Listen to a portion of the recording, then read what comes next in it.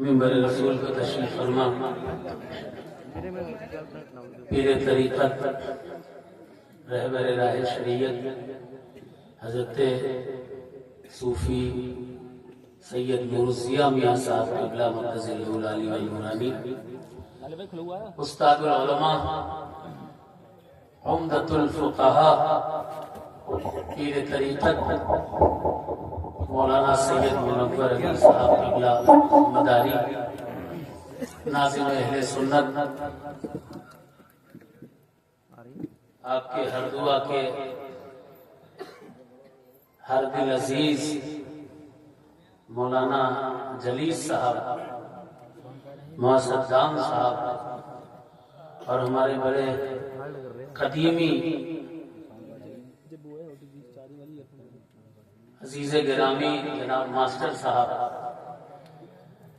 اہل کمیٹی، اہل سنت کے تمام افراد، دور و نزدیک سے، الگ الگ گاؤں، قصبوں اور شہروں سے آنے والے زندہ دل سنی مسلمانوں، اسلامی رشتے کی ماؤں اور بہنوں، سب کو السلام علیکم ورحمۃ اللہ وبرکاتہ۔ آپ لوگ گھبرائیے نہیں، ابھی 11:03 ہوئے۔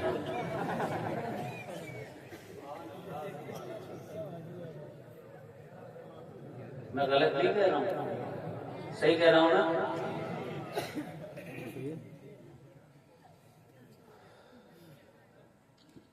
وقت کا پہیہ تو چلتا رہتا ہے، ایمان کی گاڑی رکنی نہیں چاہیے، عشق رسول کی گاڑی رکنی نہیں چاہیے۔ کسی شاعر نے کہا، ایک مصور تھا بہت اپنے ہنر میں یکتا، ایک مصور تھا بہت، حضرت، ایک مصور تھا بہت اپنے ہنر میں یکتا، سن کے آواز وہ تصویر بنا دیتا تھا۔ ایک مصور تھا بہت اپنے ہنر میں یکتا، سن کے آواز وہ تصویر بنا دیتا تھا۔ ایک دن میں نے بسد ناز یہ چپکے سے کہا، ایک تصویر شہنشاہ دو عالم کی بنا۔ ایک مصور تھا بہت اپنے ہنر میں یکتا، سن کے آواز وہ تصویر بنا دیتا تھا۔ ایک دن میں نے بسد ناز یہ چپکے سے کہا، ایک تصویر شہنشاہ دو عالم کی بنا، ایسی تصویر کہ جس میں ہو نمایاں ہر بات، ان کے کردار کے ہر ظاہر و باطن حالات۔ کیا مصور تھا، عجب واقف اسرار تھا وہ، یعنی امت کا بہت مونس و غمخوار تھا وہ، صاحب کشف تھا اور صاحب کردار تھا وہ، الغرض سوچتا ہوں کتنا سمجھدار تھا وہ۔ ایک مصور تھا بہت اپنے ہنر میں یکتا، سن کے آواز وہ تصویر بنا دیتا تھا۔ ایک دن میں نے بسد ناز یہ چپکے سے کہا، ایک تصویر شہنشاہ دو عالم کی بنا، ایسی تصویر کے جس میں ہو نمایاں ہر بات، ان کے کردار کے ہر ظاہر و باطن حالات۔ کیا مصور تھا، عجب واقف اسرار تھا وہ، یعنی امت کا بہت مونس و غمخوار تھا وہ، صاحب کشف تھا اور صاحب کردار تھا وہ، الغرض سوچتا ہوں کتنا سمجھدار تھا وہ۔ ایک دن اس نے دکھائی شہ لولاک کی شان، سامنے رکھ دیا لا کر میرے اس نے قرآن۔ ایک دن اس نے دکھائی شہ لولاک کی شان، سامنے رکھ دیا لا کر میرے اس نے قرآن۔ مجھ سے کہنے لگا، لو دیکھ لو تصویر ہے یہ جس کی تفسیر ہے آقا، وہی تحریر ہے یہ، اس میں وہ شمس کہی اور وہ دعا ہے، اس میں یاسین کہی اور کہیں کہاں ہے۔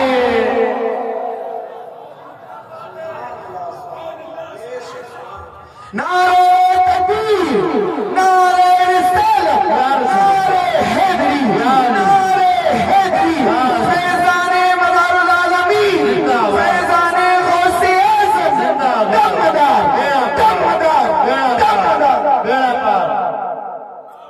بہت ہی پرمغز، بڑا ہی پیارا بیان مجھ سے پہلے استاد العلماء حضرت علامہ مولانا سید منور علی صاحب قبلہ مداری کی زبان سے آپ نے سنا۔ دو باتیں اہم کہی گئی، ایک بات یہ تعلیم حاصل کیجیے، اور یہ بات گانٹھ باندھ کر رکھیے جو قوم تعلیم سے پیچھے ہو جاتی ہے اس قوم کا کوئی پرسان حال نہیں ہوتا. دشت و دشت تھے دریا بنا چھوڑے ہم نے، بحر ظلمات میں دوڑا دیا گھوڑے ہم نے. یہ کل کی بات تھی، آج ہم مجبور نظر آتے ہیں. اگر اسی محفل میں پوچھا جائے کتنے وکیل ہیں، چند ہاتھ اٹھیں گے. کتنے ڈاکٹر بیٹھے ہیں، چند ہاتھ اٹھیں گے. کتنے علماء ہیں، حفاظ ہیں، چند ہاتھ اٹھیں گے. تعلیم اس قدر ضروری ہے کہ کسی شاعر نے کہا تھا کہ بے علم کو حق ہی نہیں جینے کا جام ہے، جیسے تنے بے روح جلا دو کہ گوا دو. جس طرح بے روح جسم چاہے جلا دو، چتا میں ڈال دو، چاہے قبر میں ڈال دو، ایسے ہی بے علم انسان ہوتا ہے. اگر اپنی پہچان باقی رکھنی ہے، اس ملک میں اپنی شان باقی رکھنی ہے، تو تمہیں وکیل بھی بننا پڑے گا، ڈاکٹر بھی بننا پڑے گا، اور سلجھے مزاج کا عالم بھی بننا پڑے گا. الجھے مزاج کا نہیں، گلی گلی مناظرہ کرتے پھرو، گلی گلی جھگڑے کرتے پھرو، چھوٹی چھوٹی باتوں پہ بڑا بڑا ایشو بنا دو. ایسا مولوی اللہ کا ہوگا، ایسا مولوی نہیں چاہیے. دو مسلمان لڑ رہے ہوں صلح کرا دے، ایسا مولانا چاہیے. دو سنی جھگڑ رہے ہوں پیار برسا دے، دونوں کو ملا دے، ایسے علماء چاہیے. سلجھے مزاج کے علماء بنو، وکیل بنو، ڈاکٹر بنو، انجینئر بنو. یہ سارے کام کرو، تب ان جلسوں کا مقصد حل ہوگا، مقصد پورا ہوگا. ٹھیک ہے. ایک تو بات ہو گئی حضرت مولانا سید منور علی صاحب قبلہ کی بات. ایک میری چھوٹی سی بات سن لیجیے. کوئی بور تو نہیں ہو رہا؟ کون کون بور ہو رہا ہے کہتے سبحان اللہ.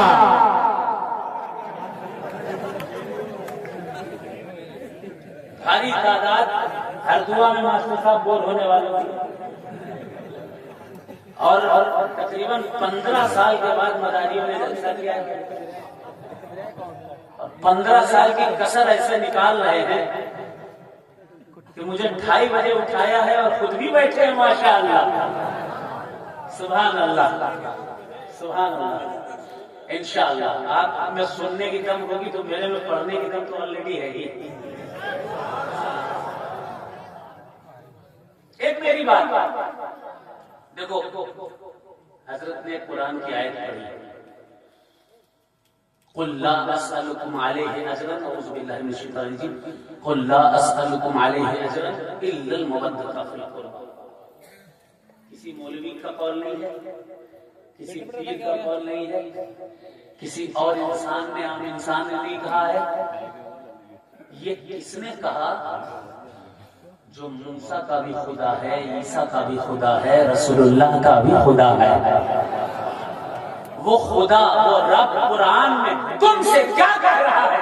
کہہ رہا ہے قل، اے نبی فرما دیجئے، لا اسألکم علیہ اجرا الا المودۃ فی القربى. I don't need anything from you but the love of the family of رسول اللہ صلی اللہ علیہ وسلم. تو مسلمان ہو بھائی، مسلمان وہی ہوتا ہے جو قرآن پر ایمان رکھے، قرآن کی ہر آیت پر ایمان رکھے، وہی مسلمان ہوتا ہے. ہر آیت پر ایمان رکھو اور اس کو چھوڑ دو، چلے گا؟ کبھی نہیں چلے گا. خدا نے کہا کہ مجھے کار رسالت کے بدلے میں یہ جو میں نے دین دیا، اسلام دیا، شریعت دی، قرآن دی، یہ جتنی نعمتیں دی ہیں، اس کے بدلے میں مجھے کچھ نہیں چاہیے، صرف اتنا چاہیے کہ آل رسول سے محبت کرو. اب آل رسول میں یہ مت دیکھو، بہت سے لوگ تولنے لگتے ہیں کہ ان کے اندر عمل کیا ہے، عمل ایسے ہیں، عمل ویسے ہیں، عمل اچھے ہیں، نمازی ہیں، پرہیزگار ہیں. سیدوں میں یہ سب نہیں دیکھا جاتا. میں بولوں، میں جو بھی کہوں گا وداؤٹ اینی ریفرنس نہیں کہوں گا. آپ کو پتا ہے ایک پہلوان تھا، آج کل کے جتنے WWE کے پہلوان ہیں یہ اس کے آگے چورن کے برابر نہیں. اتنا بڑا پہلوان پورے عراق میں جس کی پہلوانی کا شہرت تھا، نام تھا، شہرت تھی، پورا عراق جس کے نام سے تھرتھراتا تھا، اس کا نام تھا جنید۔ بولو زور سے سبحان اللہ، اور زور سے کہیں سبحان اللہ۔ نام تھا جنید۔ کشتی کا ماحول بنا، میدان سج گیا، جنید پوری آب و تاب کے ساتھ آئے۔ جب جنید کا نام پکارا گیا، کسی پہلوان کی ہمت نہیں ہوئی، سارے پہلوان دبک کے بیٹھ گئے، جیسے بلی کتے کو، جیسے جس طرح سے شیر کو دیکھ کر کے کتے بالکل ہوئے ہیں میدان میں، کوئی دکھائی نہیں پڑ رہا، اتنے میں کمزور سا نحیف سا بالکل چھوٹا سا دکھنے والا بندہ آگے بڑھا، کہا میں جنید سے لڑوں گا۔ زور سے بولو پورا مجمع سبحان اللہ، کہتے ہیں یا رسول اللہ ہم میں جنید سے لڑوں گا۔ لوگ ہنسنے لگے، کہا کہاں ہاتھی جیسے بدن والے جنید، کہاں یہ کمزور سا نہیں چیٹی جیسا، یہ جنید سے کہاں سے لڑے گا، کیسے جیتے گا؟ اس شخص نے فوراً آ کر ہاتھ ملایا، کشتی شروع ہو گئی۔ جیسے ہی کشتی شروع ہوئی، اس کمزور سے نحیف سے بیچارے سے انسان نے جنید کے کان میں کچھ ایسا کہا کہ جنید نیچے گر گئے، وہ اوپر آ گیا، کشتی اس نے جیت لی۔ پورا مجمع کہہ رہے سبحان اللہ، دونوں ہاتھ اٹھا کر کہہ رہے یا رسول اللہ، اور زور سے کہیں یا رسول اللہ۔ کان میں کچھ ایسا کہا، اس وقت تو کسی کو نہیں پتا چلا، بعد میں کتابوں میں آیا بھائی، اس شخص نے، کمزور انسان نے جنید کے کان میں یہ کہا تھا، اے جنید میں سید ہوں، میرے بچے بھوکے ہیں، انہیں کھانے کی ضرورت ہے، اگر کشتی ہار جاؤ گے میرے بچوں کو روٹی نصیب ہو جائے گی، اللہ تم کو اس کا اجر دے گا، ثواب دے گا۔ جنید نے جیسے ہی سنا، جنید نیچے آ گئے، سید کو جیت دے دی، سید کو جیتا ہی جیتا، جنید ایسا جیتے کہ سید الطائفہ خدا نے بنا دیا۔ غوث اعظم کے پیروں میں اگر نام دیکھو گے تو جنید بغدادی کا نام مل جائے گا، سید الطائفہ بنا دیا گیا جنید بغدادی کو۔ اب سوال میرا سنو، وہ جو نہیں سا کمزور تھا سید تھا، علامہ تھا، فہامہ تھا، مفتی تھا، کسی ملک کا بادشاہ تھا؟ کوئی نہیں جانتا اس کے عمل کیسے تھے، نمازی تھا، پرہیزگار تھا، روزہ دار تھا، کوئی نہیں جانتا کہ وہ عالم تھا، کیا تھا، کچھ نہیں، بس سید تھا، بس سید تھا۔ جنید نے تعظیم کر لی، ملا کیا؟ سردار اولیاء بنا دیے گئے، سید الطائفہ بنا دیے گئے۔ میں کہتا ہوں سنیوں، سیدوں کو اپنے سر کا تاج بنا لو، تمہارے سر سے ساری آفتیں دور ہو جائیں گی۔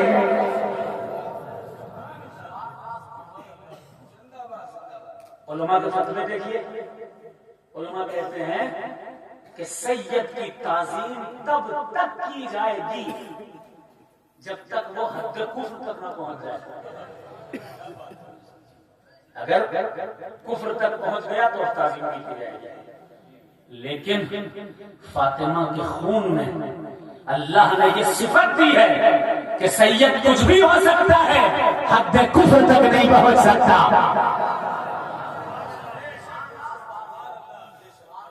مت دیکھنا نمازی ہے، مت دیکھنا پرہیزگار ہے کہ نہیں، کیونکہ نمازیں منہ پہ ماری جا سکتی ہیں، روزے خدا کی بارگاہ میں غیر قبول ہو سکتے ہیں۔ یہ میں نہیں کہہ رہا، بخاری پڑھو، مسلم پڑھو، ترمذی پڑھو، شروعات میں یہ حدیث دی ہوئی ہے، اللہ تبارک و تعالی فرشتوں کو حکم دے گا حاجیوں کو چھٹی کے بل گھسیٹ کے جہنم میں ڈالو، نمازیوں کو چھٹی کے بل گھسیٹ کے جہنم میں ڈالو، حضرت مولانا سید منور علی صاحب تشریف فرمائے، پوچھ لیجیے ان سے، علماء بیٹھے ہیں، پوچھ لیجیے ان سے، نمازی جہنم میں، روزہ دار جہنم میں، قاری قرآن جہنم میں، ٹٹی کے بل گھسیٹ گھسیٹ کے لے جائے جا رہے ہیں، کیوں؟ گھمنڈی تھی۔ نمازی نماز پر گھمنڈ کر رہا تھا، روزہ دار روزے پر گھمنڈ کر رہا تھا، حاجی حج پر گھمنڈ کر رہا تھا، سب گھمنڈ کر رہے، اللہ نے گھسیٹ کے جہنم میں ڈلوا دیا۔ پتا چلا حج منہ پہ مارا جا سکتا ہے، تمہاری نمازیں قبول نہیں، ایسا بھی ہو سکتا ہے کہ قبول نہ ہو، تمہاری زکات نہ قبول ہو، لیکن سنو، پورے وضوح اور اعتماد کے ساتھ یہ حدیث پڑھنے جا رہا ہوں، حضور صلی اللہ علیہ وسلم حدیث پڑھوں گا، کوئی ادھر ادھر کی کتاب کا حوالہ نہیں دے رہا کہ آپ رد کر دو، حدیث حضور کی۔ حضور صلی اللہ علیہ وسلم کے پاس ایک شخص آیا، آنے کے بعد کہا یا رسول اللہ متی الساعہ، when is the last day of the world، قیامت کب آئے گی؟ حضور نے فرمایا ما اعددت لها، are you ready for the last day of the world، تم تیار ہو قیامت کے لیے؟ اس نے کہا اللہ۔ حضور نے پوچھا تھا کہ کیا تم نے نماز پڑھی، روزہ رکھا، حج کیا، زکات ادا کی، یہ سب کیا؟ وہ شخص کہنے لگا لا یا رسول اللہ الا لا صلاۃ ولا صیام، یا رسول اللہ لا صلاۃ ولا صیام الا انا احب اللہ ورسولہ، میں میرے پاس نماز ہے، نہ روزہ ہے، نہ حج ہے، نہ زکات ہے، کوئی نیک عمل نہیں کیا، میں تو دیہات میں رہنے والا ہوں، مجھے زیادہ علم دین کا نہیں ہے، لیکن اتنی سی بات ہے میں آپ سے محبت کرتا ہوں، آپ کے رب سے محبت کرتا ہوں۔ حضور فرماتے ہیں انتا مع من احببتا، تیرا حشر قیامت کے دن اس کے ساتھ ہوگا جس سے تو محبت کرتا ہے۔ ہم سیدوں سے محبت کرتے ہیں، ہمارا حشر سیدوں کے ساتھ ہوگا۔ سید جہنمی نہیں ہو سکتا، دلیل دوں بھائی، دلیل دوں۔ قرآن مقدس میں اللہ تبارک و تعالیٰ نے ارشاد فرمایا، اچھا یہ سب حدیث قرآن، یہ سب قرآن کی آیتیں بیان ہی نہیں کی جاتی ہیں، اور اگر کہیں بیان کر دیتے لوگ تو کہتے ہیں کہ شیعوں کی کتاب سے آیا ہوگا۔ ارے شیعہ سے ہمیں کیا مطلب؟ ہم سنی، ہمارے باپ سنی، ہمارے دادا سنی، ہمارے پردادا سنی، ہمارے نگر دادا سنی، پورا کا پورا دادا پردادا۔ ارے ہم تو اس دادا مدار کی اولاد ہیں جس نے 1200 سال پہلے تمہارے باپ داداؤں کو مسلمان بھی کیا اور سنی بھی بنایا۔ ہم تو بانیان سنیت کی نسل میں ہیں، لیکن کوئی فخر نہیں ہے۔ اچھا سنو، قرآن مقدس کی آیت، اللہ نے ارشاد فرمایا، مولانا اللہ ارشاد فرماتا ہے انما یرید اللہ لیذھب عنکم الرجس اہل البیت ویطہرکم تطہیرا۔ قرآن کی آیت سنو، اللہ فرماتا ہے اے اہل بیت رسول، اے اہل بیت رسول، اللہ تو یہی چاہتا ہے کہ تم سے گناہوں کی گندگی کو دور رکھے اور تمہیں خوب ہی پاک اور صاف بنا دے۔ اللہ جو چاہتا ہے وہ ہوتا ہے کہ نہیں؟ بولو بھائی، پیچھے والے بولو اللہ جو چاہتا ہے ہوتا ہے کہ نہیں؟ ادھر والے بولو اللہ جو چاہتا ہے ہوتا ہے کہ نہیں؟ آگے والے سارے لوگ بولو جو اللہ چاہے گا ہوگا کہ نہیں؟ ہوتا ہے۔ میرے اللہ نے کہا ہے کہ سیدوں کو اللہ نے گناہوں سے پاک کیا، یا اللہ نے گناہ سے پاک دیکھنا چاہتا ہے، اس کا مطلب اللہ جو چاہتا ہے وہ ہوتا ہے۔ تمام اہل بیت رسول جہنم کی آگ سے آزاد ہیں۔ بخاری کی حدیث، ایک شخص 40 سال عبادت کی اس نے، یہ جو عبادتوں پر فخر کرتے ہیں انہیں یہ حدیث سنانا، بخاری شریف کی حدیث۔ بول تو نہیں ہو رہے؟ کون کون بول رہا ہے سبحان اللہ؟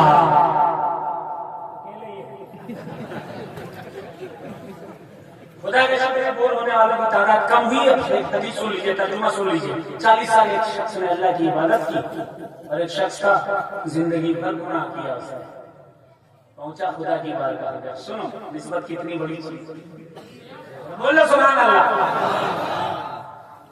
اب یہ مت سمجھنا کہ بھائی نماز بھی چھوڑ دو, روزہ بھی چھوڑ دو, حج بھی چھوڑ دو, زکات بھی چھوڑ دو. یہ دونوں چیزیں لازم و ملزوم ہیں. عشق رسول, عشق اہل بیت, عشق صحابہ بھی اور عبادت بھی. ہاں یہ مت سمجھ لیجیے گا میں جو روایات سنا رہا ہوں اس سے مولانا صاحب نے کہہ دیا آپ بس نسبت کافی ہے, نماز نہیں پڑھیں گے, روزہ نہیں رکھیں گے. ایسے ہی صحابہ کے زمانے میں صحابہ نے حضور سے کہا تھا کہ اب نماز اور روزہ نہ کریں, تو حضور نے فرمایا تھا من عمل عملا صالحا يدخل الجنہ, جو نیکی کرے گا جنت میں جائے گا. اب سنو 40 سال عبادت کرنے کے بعد ایک بندہ پہنچا خدا کی بارگاہ میں. اللہ تبارک و تعالیٰ نے کہا جاؤ, وہ ریڈی ہو گیا. اس کے بعد جنت جانے لگا. کیسے جا رہا تھا؟ ایٹتا ہوا, اکڑتا ہوا, سینے کو پھلاتا ہوا جا رہا ہے. تبھی گنہگار آیا. گنہگار کو خدا نے کہا جا جہنم کی طرف. گنہگار نے سنو دوڑتا جا رہا ہے, بھاگتا جا رہا ہے, جہنم کی طرف چلتا چلا جا رہا ہے, اسپیڈ سے جا رہا ہے. خدا نے فرشتوں کو حکم دیا دونوں کو واپس لایا جائے. دونوں واپس آئے. جب دونوں واپس آئے خدا نے اس سے پوچھا 40 سال کی عبادت والے سے بتاؤ ذرا اتنی ایٹتے اکڑتے تکبر کے ساتھ کیوں جا رہے تھے؟ کہنے لگا اللہ یہ جنت مجھے فری میں تھوڑی نہ ملی ہے. 40 سال محنت کیے میں نے, 40 سال عبادت کیے میں نے. کہا اچھا. رب تبارک و تعالیٰ نے میزان منگوایا, ترازو منگوایا. ترازو پر اس بندے کی ایک پلڑے پر ایک آنکھ رکھی گئی, دوسرے پلڑے پر 40 سال کی عبادت رکھی گئی, اور اس کے بعد دیکھا گیا کہ ایک آنکھ 40 سال کی عبادت پر بھاری تھی. کہہ دو بھائی سبحان اللہ. پیچھے والے کہہ دو سبحان اللہ. خدا نے فرمایا اے بندے سن, تیری 40 سال کی عبادت تو میری دی ہوئی ایک آنکھ کے برابر نہیں, ایک آنکھ کے برابر نہیں. تو تجھے یہ جنت تیری عبادت کے بدلے میں نہیں بلکہ اپنی رحمت کی وجہ سے دے رہا تھا. پھر اس بندے کو بلایا گیا, ادھر آ, ہے گنہگار بندے ادھر آ, بتا جہنم تو جلا دینے والی چیز ہے, اس جلا دینے والی چیز کی طرف دوڑتا ہوا ایٹتا ہوا نہیں جا رہا تھا, دوڑتا ہوا چلا جا رہا تھا. وہ گنہگار کہنے لگا, توجہ, وہ گنہگار کہنے لگا اے میرے رب میں نے سوچا کہ زندگی بھر تو تیری بات نہ مانی, اب آخری بار تیری ایک ہی بات مانا. فیصلہ بدل گیا. اب جو جہنم جا رہا تھا وہ جنت جا رہا ہے, جو جنت جا رہا تھا وہ جہنم جا رہا ہے.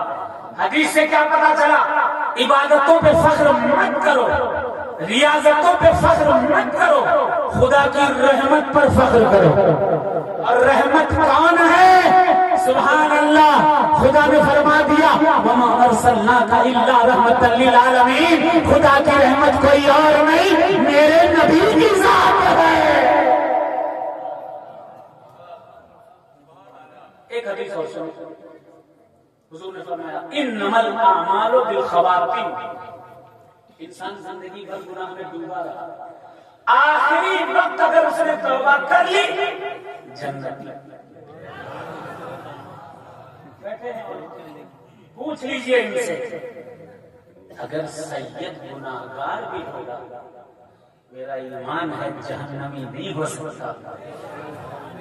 آخری وقت سے اللہ ضرور توبہ کی توفیق عطا فرمائے گا. بس عرض یہی کرنی تھی کہ اہل بیت کا ادب کرو, کیونکہ ان سے آپ کی آخرت ریلیٹڈ ہے. جنت ان کے نانا کی ہے اور ان کے دادا جنتی نوجوانوں کے سردار ہیں. ہاں ایک دو حدیثیں اور پڑھ دوں, اجازت ہو تو سننا چاہیں گے؟ کرسی والوں سننا چاہو گے تو کہہ دو ایک بار یا حسین, اور زور سے ادھر والوں کہہ دو یا حسین. حضور نے فرمایا نحن ابناء عبد المطلب سعادت الجنہ, ہم عبد المطلب کے اولاد ہیں، جنت کے سردار۔ ایک بات بتاؤ، کسی تھانے میں کوئی بندہ جا رہا ہو تو سوچتا ہے تھانے دار سے اچھی پٹے، جیل میں نہ ڈال دے، گڑبڑ نہ کر دے، ہے کہ نہیں؟ جس علاقے میں جس کی حکمرانی ہوتی ہے تعلقات اچھے بنائے جاتے ہیں، تاکہ حاکم سے تعلق اچھا ہوگا تو سکون سے، چین سے، امن سے رہ سکیں گے۔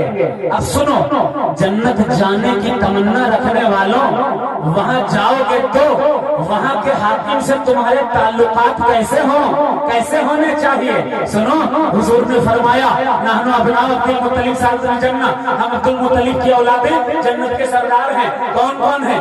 حضور نے فرمایا انا، سب سے پہلا سردار میں ہوں، پھر فرمایا حمزہ، دوسرا سردار حضرت حمزہ ہے، پھر فرمایا علی، تیسرا سردار حیدر کرار ہے، پھر فرمایا حسن، چوتھا سردار امام حسن ہے، پھر فرمایا حسین، پانچواں سردار امام حسین ہے، پھر فرمایا مہدی، چھٹا سردار حضرت مہدی علیہ السلام۔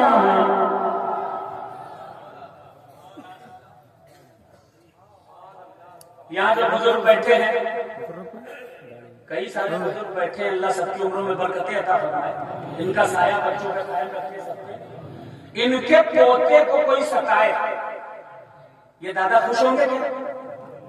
بولے بھائی، ان کے پوتے سے کوئی بغض رکھے، یہ دادا خوش ہوں گے؟ پیچھے بیٹھے ہو خوش ہوں گے؟ بولو نہیں ہوں گے۔ اب سوچ لو، حسین کی نسلوں کو کوئی ستائے گا؟ بولو بھائی، حسین کی جنت میں جگہ ملے گی؟ حسین کے بچوں سے بغض رکھے گا کوئی؟ حسین کی جنت میں جگہ ملے گی؟ بالکل نہیں ملے گی۔ اسی لیے کہتا ہوں کہ سیدوں سے تعلق اچھا رکھو تاکہ آخرت سنورتی چلی جائے۔ بس بات کلیئر ہو گئی، یہی میرا میسج تھا۔ اہل بیت کا ادب کیجیے اور سنو، ہم وہ والے نہیں ہیں کہ صحابہ سے ہمارے سینوں میں خدا نہ کرے، اللہ نہ کرے، ذرہ برابر بھی اگر رسول کے کسی صحابی کی توہین ذرہ برابر تم کر دو گے، حضور کبھی تم سے راضی نہ ہوں گے۔ کبھی کسی نے کہا ان کے منگتوں کی صف میں بیٹھا ہوں، یعنی شاہوں کی صف میں بیٹھا ہوں، نام صدیق ہے لبوں پہ میرے، یعنی سچوں کی صف میں بیٹھا ہوں۔ اللہ صدیق اکبر کا، عمر فاروق کا، عثمان غنی کا، صحابہ کا وفادار بنائے اور غلام احمد مختار بنائے اور سادات سے محبت کرنے کی توفیق عطا فرمائے۔